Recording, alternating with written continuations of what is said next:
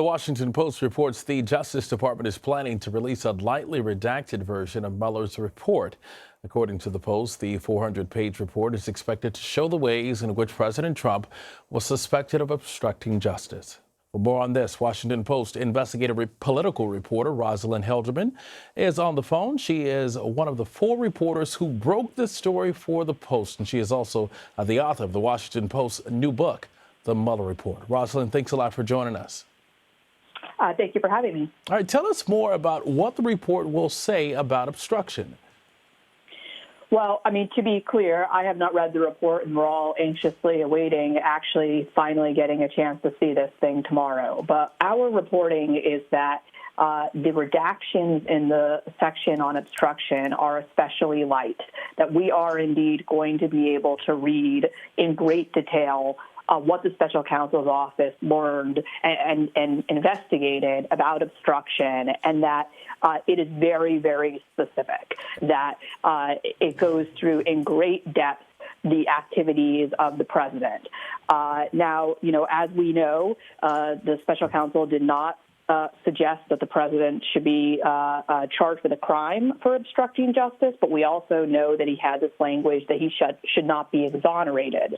And our understanding is that in this very, very detailed analysis of the president's behavior, the president's intent was a real issue for the special counsel, and that he analyzed that the president might have more than one intent. Of course, having a corrupt intent is an element of the actual crime of obstruction, and concluded that in some cases it was difficult for him to tell what the president's intent was, and that there might, in fact, be innocent explanations or more innocent explanations for some of the president's behavior.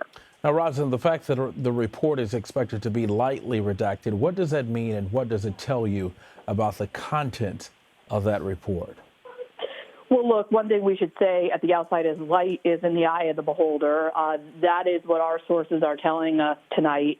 I do not expect to hear from Democrats on the Hill at the end of tomorrow that they think the redactions have been light. I would expect that they're going to say they were not light. But again, I think the point for us was especially around the obstruction piece, that we really are going to be able to read what Mueller looked at, the president's behavior. I think we do expect to see some redactions, particularly in the other piece of the report, the piece that has to do with the exploration of a possible conspiracy with Russia. That is the place where you would frankly expect to see more use of classified intelligence material. That is one of the areas that the Attorney General has said will be redacted, as well as potentially grand jury material, which is something else he has said would be redacted. Democrats, of course, have called on him to go to a judge and ask for a judge's agreement that he can use grand jury material, reveal it, so that he does not have to redact that material. So, you know what, it seems like it's a lot of back and forth on both sides on whether or not we'll get the full report. Clearly, it's lightly redacted here. Do you think it's going to satisfy Democrats or Republicans, both sides? Yeah, I mean, I think our understanding is we're going to get a lot to chew on here. And so, this whole conversation about the redactions is kind of a process conversation. If there's a lot of interesting new material in the report, that's what I expect we're going to be talking about by tomorrow night. And so Democrats are possibly thinking that if it is indeed a significant amount of, information, that there could possibly be more investigations that would come forth? Well, sure. I mean, that's, of course, the reason why the Democrats want the full report is they believe, particularly when it comes to the president's behavior in office, that is really a job for Congress to investigate and potentially consider initiating impeachment proceedings depending on the president's behavior.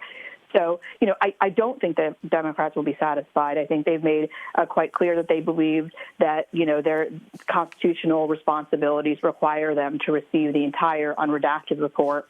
And I do believe that they will aggressively seek that tomorrow, regardless of the level of redactions. But that said, if there's a lot of new information in this report that we did not know, either about the president campaign's interactions with Russia or about the president's behaviors and attempts to undermine this investigation while in office, I would strongly suspect that that's what we're going to be talking about tomorrow night, rather than how much or how little of the report was redacted. All right, a final question for you, Rosalind. Judiciary Chair Gerald Nadler addressed reporters a little earlier this evening ahead of the release of the redacted Mueller report, and he said that his concerns basically are that it doesn't allow the facts to speak for themselves.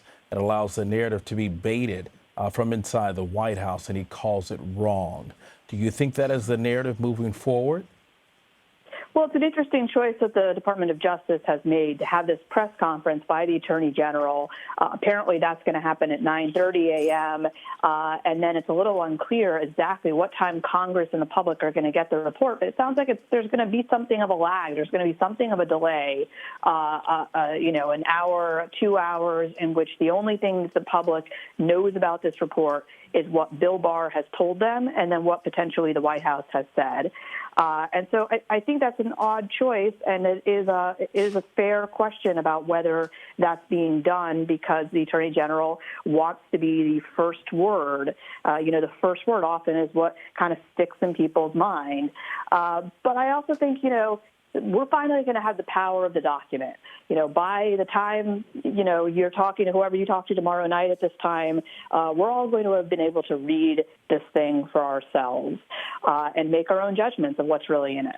All right, Rosalind, you and your team are on it. Thank you so much again for joining us, Rosalind Helderman. We appreciate it.